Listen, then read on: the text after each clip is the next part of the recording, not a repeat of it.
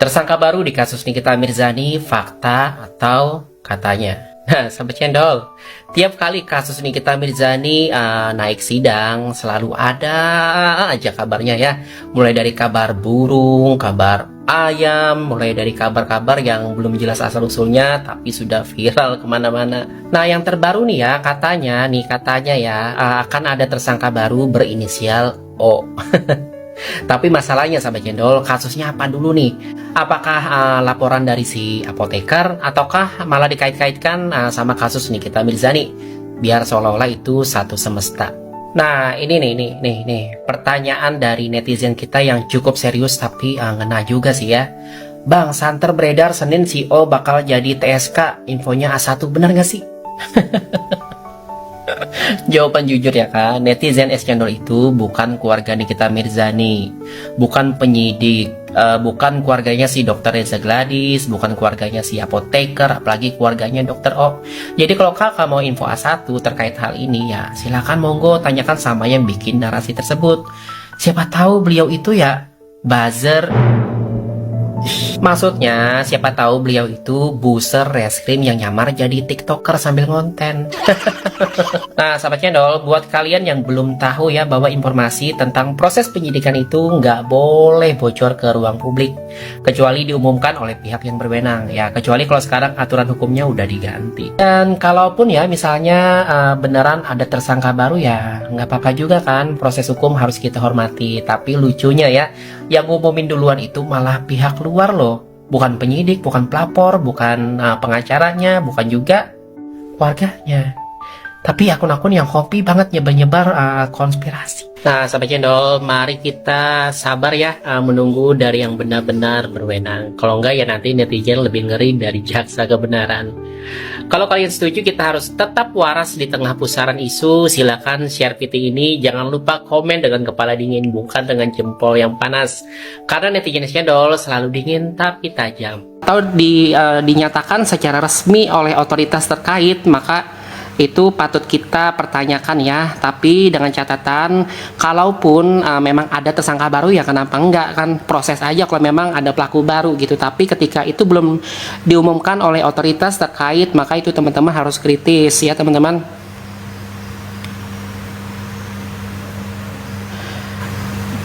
Belum masuk, iya belum, iya kan agak lucu gitu ya. Jadi ini menarik ya, sidang Nikita Mirzani akan lanjut pada hari Kamis tanggal 24 Juli tahun 2025. Tapi kabar tersangka baru justru dirumorkan ya akan diumumkan hari Senin gitu ya. Jadi ada dua kemungkinan. Ini bagian dari strategi penegakan hukum kah? Atau bisa jadi memang ada bukti baru, atau justru ini bagian dari strategi distraksi opini publik teman-teman. Jadi secara hukum nih ya, di dalam pasal 183 KUHP dan seterusnya ya, memberi ruang untuk menetapkan tersangka baru bila dengan catatan ada dua alat bukti yang cukup. Tapi secara etik juga patut kita pertanyakan kenapa justru muncul saat perkara berjalan menjelang tahap pembuktian. Jadi ini sangat berisiko teman-teman untuk mempengaruhi opini publik dan memperlemah narasi objektivitas di persidangan. Nah, sahabat cendol, kalian juga harus paham ya bahwa penambahan tersangka saat proses berjalan itu secara hukum sah. Tapi publik tetap boleh bertanya ya, kita tetap boleh bertanya kenapa baru sekarang, kenapa bukan dari awal.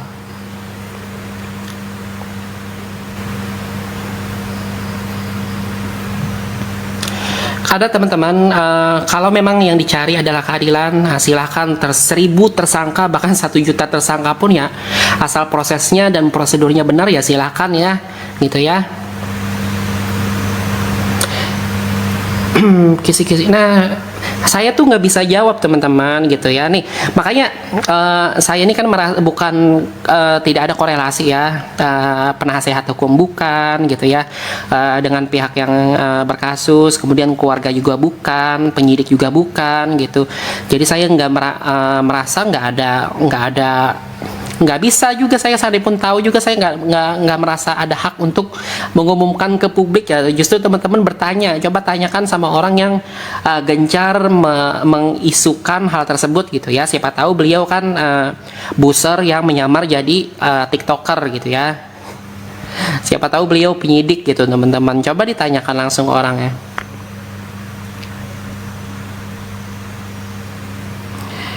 Itu gitu, makanya agak-agak ini ya, agak-agak aneh, tapi gitu teman-teman. Dari mana sih Kak? Baru bingung saya.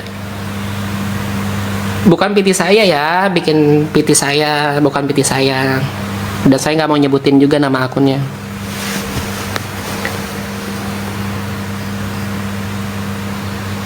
Itu jadi entah ini TSK di kasus yang sama kah atau TSK di kasus yang lain gitu teman-teman. Gitu. Jadi pokoknya kalau saya pribadi selama belum ada dari otoritas terkait pihak berwenang gitu ya, jadi saya belum percaya gitu, baik di pihak NM maupun pihak RG gitu ya, saya nggak percaya sebelum ada dari pihak yang berwenang yang mengumumkan ke publik.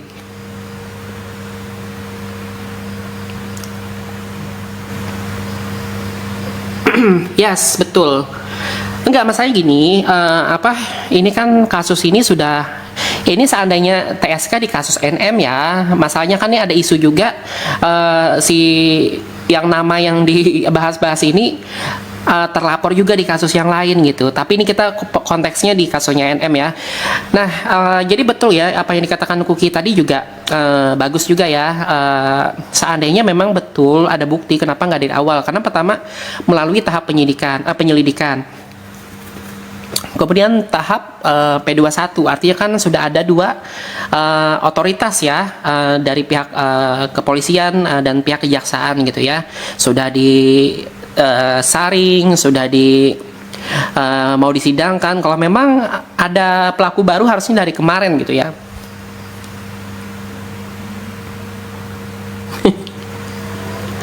Iya gitu. Pokoknya tapi jangan kaget gitu teman-teman. Itu sah seandainya memang betul ada gitu ya. Seandainya betul ada, tapi kan tentu juga jadi tanda tanya gitu ya ketika sudah mau memasuki tahap pembuktian gitu ya.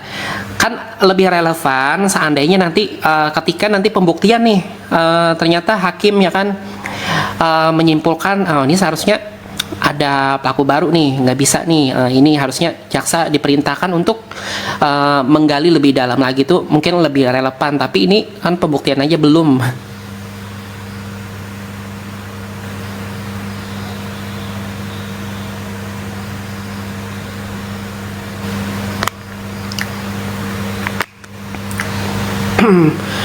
Gitu, karena kita berkaca teman-teman, berkaca ya di kasus NM saat itu DRG tidak pernah gembar-gembor kan, yang bersangkutan tidak pernah gembar-gembor, tiba-tiba naik kasusnya. Nah ini juga patut dipertanyakan ketika ada yang menggembar-gemborkan nih what's wrong gitu ya, jadi what the hell is going on. Jadi aneh ya, aneh.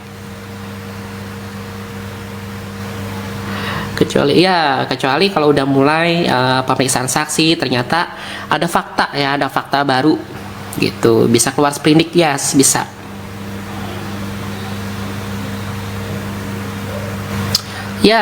Everything is possible teman-teman. Bisa ada tersangka baru, bisa bebas, bisa juga gitu. Jadi makanya sebelum ada ketok palu, everything is possible gitu, segala kemungkinan bisa terjadi gitu. Segala kemungkinan bisa terjadi. Tapi yang dipertanyakan kenapa diisukan oleh bukan otoritas ya. Ingat ya, kenapa diisukan oleh bukan otoritas?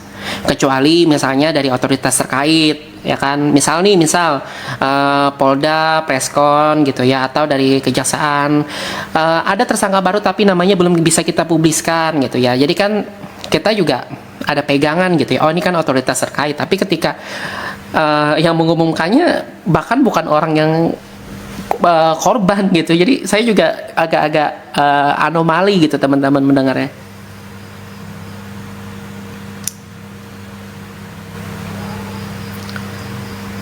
gitu. Apakah di kasus si itu gitu? Nah, asumsi saya juga sebenarnya di kasus yang itu teman-teman, cuman masalahnya di kasus yang beda ya, yang ada di Jawa Barat, cuman masalahnya ini kayaknya tuh saya perhatikan kayak seolah-olah selalu dikorelasikan dengan kasus yang ada gitu. Jadi ini kan juga unsur dugaan pemerasan gitu kan. Jadi seolah-olah berkaitan dengan kasus yang sekarang dijalani oleh Nikita Mirzani gitu.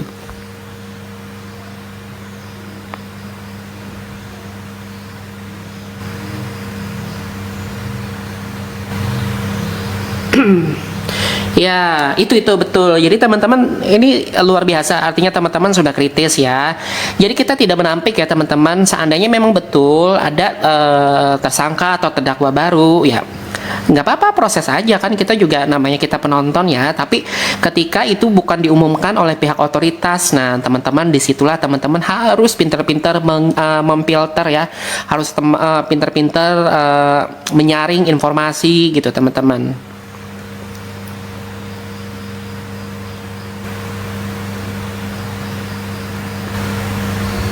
Tapi ini ya teman-teman, si beliau itu bukan mengumumkan TSK loh, hanya surat panggilan kalau saya lihat dari story-nya gitu. Justru yang itu masih relevan ya, saya masih oke lah, mungkin beliau pelapor, tapi yang netizen ini loh yang ngumumin gitu. Jadi dia nih sebenarnya penyidik kah, jaksa? Kalau yang ibu-ibu itu ya, yang ibu-ibu yang di Jawa Barat tuh oke lah, misalnya beliau memang pernah ada konflik kan sama yang CEO gitu. Jadi saya masih oke lah, mungkin itu kan pihak yang merasa dirugikan atau pihak yang memang berkasus atau lagi berkonflik gitu. Itu nggak masalah gitu, karena memang penyidik pasti akan memberikan update ya, namanya SP2HP gitu.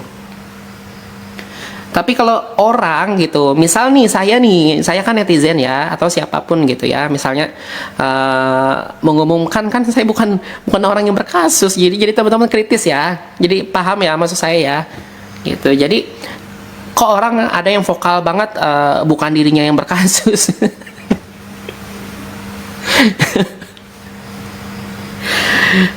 Gini teman-teman gitu ya. Jadi saya nggak berniat mendiskreditkan, cuman kita juga harus bertanya-tanya ketika orang yang bernarasi tapi bukan kasus dia gitu. Jadi itu udah hal yang di luar batas kewajaran menurut saya gitu.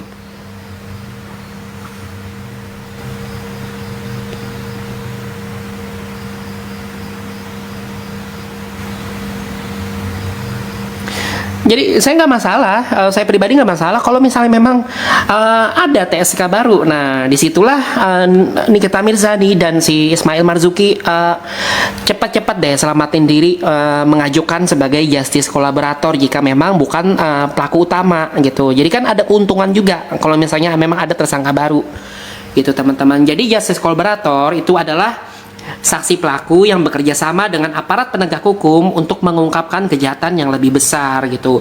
Itu suatu keuntungan ya jika memang Nikita Mirzani atau Ismail Marzuki bukanlah pelaku utama gitu. Kalau ada tersangka baru, itu makanya saya bilang nggak ada plus ada negatifnya. Tapi yang aneh itu ketika yang mengumumkan itu bukan otoritas gitu.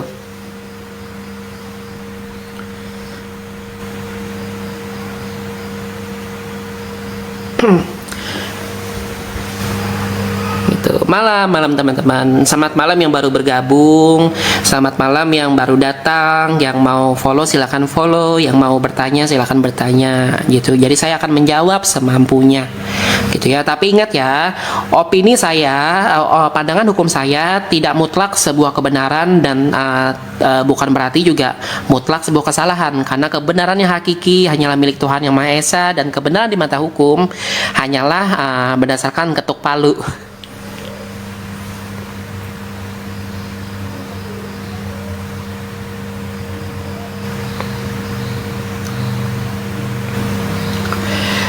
Justice kolaborator nggak langsung.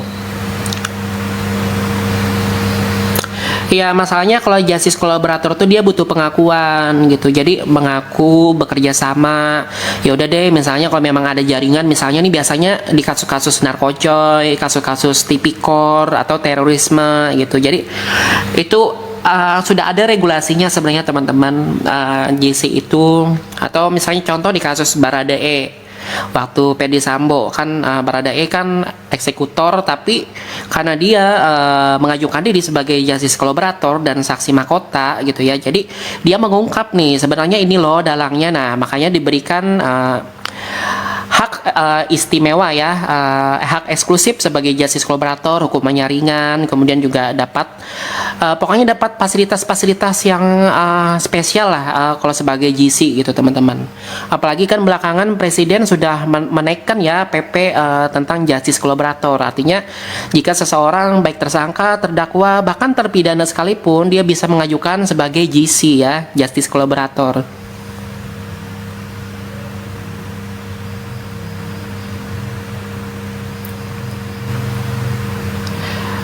Iya, jadi tadi kebetulan saya tuh sebenarnya nggak ngikutin teman-teman. Jadi drama-drama opini-opini yang ini tuh saya nih ya, kalau saya misalnya ada opini yang menurut saya udah saya skip gitu. Makanya teman-teman juga saya nggak mau ke trigger juga gitu. Udahlah biarin aja orang berpendapat gitu. Tapi tadi karena berhubung ada yang komen gitu, ada yang komen, ada yang nanya gitu. Makanya saya perlu juga memberikan pandangan gitu.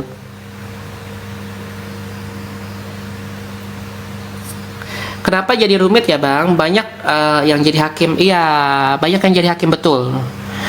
Jadi kita boleh teman-teman, kita boleh banget berpendapat, kita boleh berteriak sekalipun mau menyanyi atau apa tuh boleh berekspresi. Tapi please jangan pernah ngambil peran hakim. Gitu. Jadi ketika proses hukum sudah berjalan gitu, rasanya lucu ketika orang judging ya. Ini salah, ini benar gitu.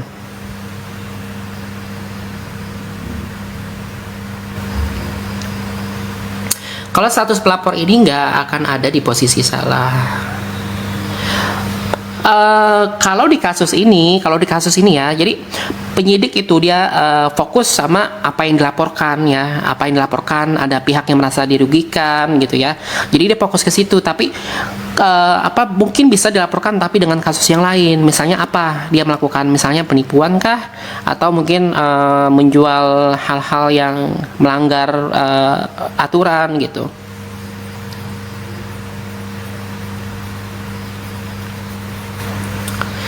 Iya, sepertinya ini sangat pisil. Jadi saya tuh apa? Ini teman-teman sebelum ada diumumkan oleh pihak baru siapa TSK baru, ini kan tandanya teman-teman gampang banget memakan berita gitu.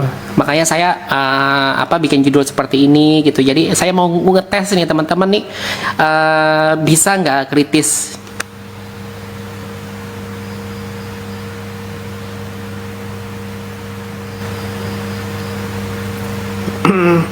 Kalau yang itu sih udah nggak usah diikutin teman-teman. Kalau yang yang dibilang si TP Turah tuh udah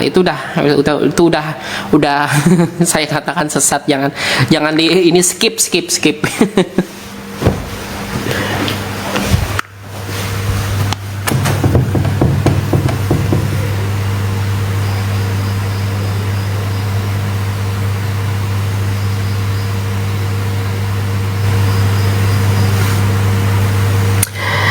Apa yang cocoknya untuk ini bisa kita jerawat dan suaminya bisa kita, maksudnya gimana kak? Maksudnya beli skincare-nya tapi jerawatan gitu.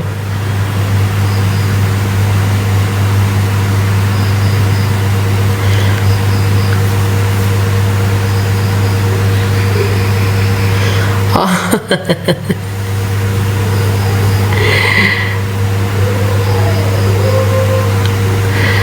tertangkap nih, kita terbongkar semua sampai ke akarnya ya. Jerat maksudnya, bentar ya saya coba.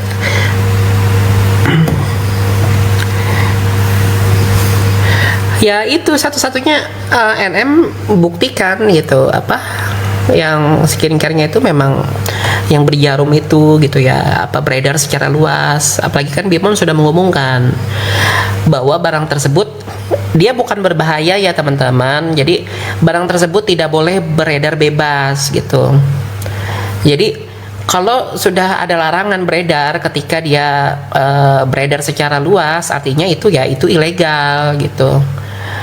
Jadi kalau dalam skincare itu menurut saya sih bukan isinya yang berbahaya, tapi eh, apa sih bentuk bentuk bentuk barangnya yang rawan disalahgunakan.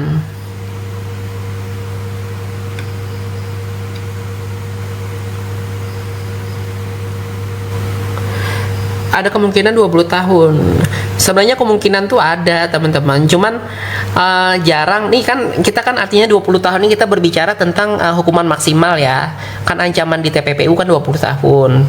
Jadi jarang banget putus maksimal itu, kecuali dia sidangnya sambil jungkir balik gitu, sambil maki-maki hakim tuh bisa. Tapi kalau sidangnya normal-normal aja gitu ya, kayak pada umumnya emosinya ya sewajarnya, itu biasanya hakim tuh nggak gedek gitu. Jadi kemungkinan bisa, tapi jarang terjadi hakim itu memutus dengan maksimal, dengan hukuman maksimal. Bahkan jaksa pun jarang menuntut dengan tuntutan maksimal.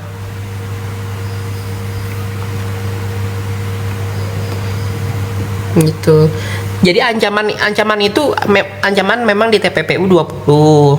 Jadi kemungkinan tuh ada, tapi untuk mencapai hukuman maksimal itu banyak banget hal-hal yang mempengaruhinya. Misalnya saat persidangan tidak berkelakuan baik kayak gimana, teriak-teriak, hakim dimarah-marahin, kemudian hakim dimaki-maki lah, atau dan sebagainya gitu ya, atau kemudian perbuatannya nih udah kayak nggak bisa diampuni deh. Itu kebanyakan tuh yang hukuman maksimal tuh yang kasus-kasus pembunuhan atau narkocoy, terorisme tuh biasa tuh hukumannya maksimal. Tapi kalau pidum-pidum nih, pidana umum kan, pemerasan kan dia pidana umum masuknya, itu jarang hukuman maksimal. Saya udah ngecek di situs MA kasus-kasus yang di pasal ini di luar konteks TPPU ya, pasal 369, 368 itu rata-rata hukumannya di bawah 5, antara 1 sampai 3-an gitu. 1 sampai 3 tahunan. Nah, kalau TPPU memang tinggi kalau TPPU-nya.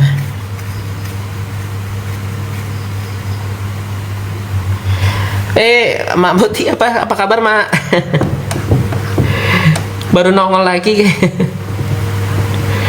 Ini adalah saat kelakuan baik kemarin tidak, iya gitu. Jadi kalau ditanya kemungkinan ya ada, teman-teman, kemungkinan hukuman maksimal itu ada, tapi itu jarang terjadi gitu. Jarang yang JPU juga menuntut hukuman maksimal itu jarang gitu. Untuk kasus-kasus kayak begini kan sebenarnya kasus pidana biasa, pidum.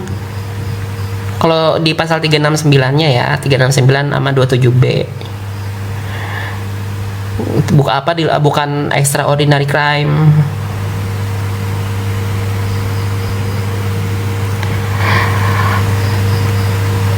Nih. Kenapa saya bikin judul demikian? Jadi saya pengen ngetes teman-teman gampang terprovokasi nggak? Ternyata teman-teman gampang terprovokasi. Makanya kita tidak menutup kemungkinan ya, everything is possible. Saya bilang sebelum ada putusan Palu itu segala kemungkinan bisa aja terjadi. Ada tersangka baru nih, kita berjadi bebas, itu bisa.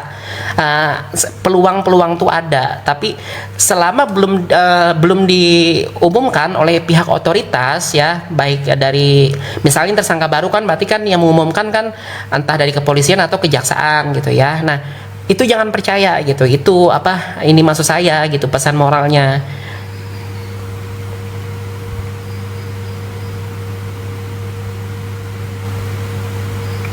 Bang, aku anak yakin. Bang, aku anak ama sih. Aku yakin banget hasil hukumnya kayak hakim.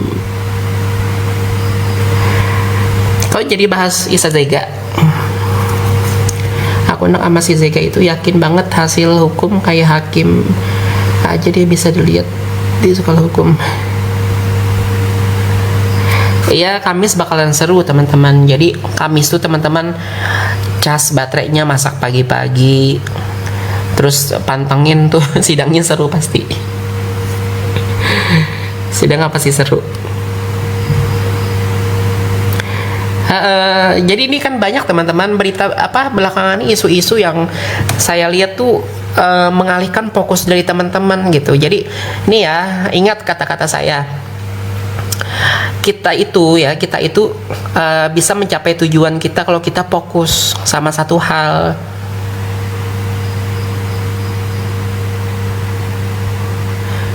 Gitu. Jadi kalau teman-teman buyar, apa sih tujuan teman-teman mengikuti kasus ini? Ingin mengawal kasus kan? Ingin apa?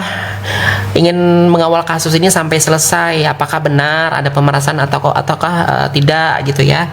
Nah, jadi jangan lihat deh drama-drama netizen yang mengikuti kasus ini, tapi ada drama-dramanya, teman-teman mending skip.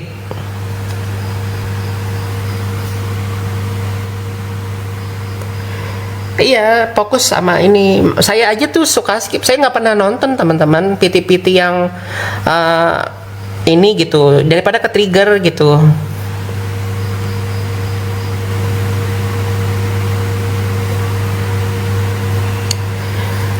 Gitu. Pasangan bersatu seperti kasus sama berada ya. Uh, Jadi kalau seandainya ada TSK baru ya juga bagus juga. Berarti kan Nikita Mirzani dan Ismail Marzuki bisa mempertimbangkan untuk menjadi justice kolaborator gitu. Seperti Baradae itu kan ada yang kasih contoh kan.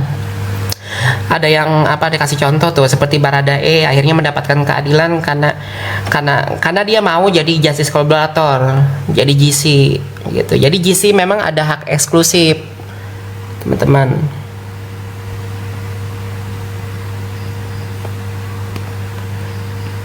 Banyak sekali pengenalan isu ya, banyak.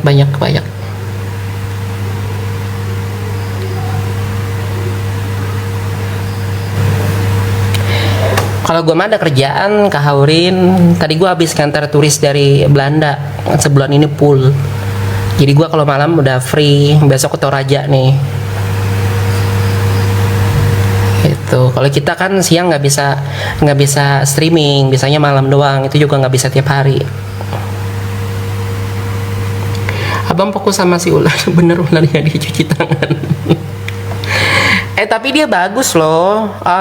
Ini ya di luar dari ini dia bagus, udah diem gitu. Maksudnya udah dia fokus sama mungkin ngurusin gimana caranya menyelamatkan dirinya, kemudian memperbaiki usahanya. Menurut saya tuh kita patut apresiasi gitu teman-teman. Ini kan yang males nih kan udah berkasus tapi heboh juga gitu. Gitu. Iya benar, jadi kita juga harus ini teman-teman, kita juga harus apresiasi ya. Jadi terlepas dengan kasus-kasusnya ataupun kesalahannya kemarin, jadi dia anteng, dia mungkin pengen berbenah atau apa, ya udah gitu. Menurut saya sih ini aja, walaupun dia mau menyelamatkan dirinya gitu ya.